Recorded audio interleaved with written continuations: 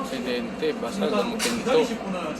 For today's video nga pala, bibili ako ng tent. At ito ay nagkakahalaga lang ng 10,000 Korean won o 400 pesos. At ayun na nga, dumating ako sa location ng seller. At yung tent ay iniwan niya lang sa labas ng pintuan niya. Kaya kinuha ko na rin agad at mukhang maayos naman. Nag-send lang ako ng picture na proof na nakuha ko na yung tent. Nung nakuha ko naman yung tent, nagtataka ako bakit ang gaang niya.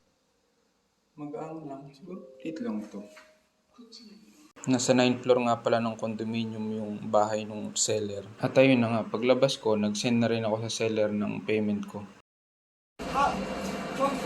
Aksidente, basag ang pinto. Dito sa part na to, pinakiusapan na kami ng driver. Kasi kung maghihintay kami, matagal kasi nga na-aksidente. Kaya wala na kaming no choice ng mga pasahero. Baba na. Basag.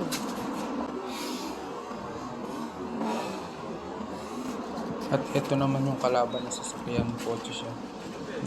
Uusap-usap na sila dyan kung anong dapat nilang gawin. Na-damage naman sa kotse, nasira yung side mirror, basag yung salamin at umangat yung bumper.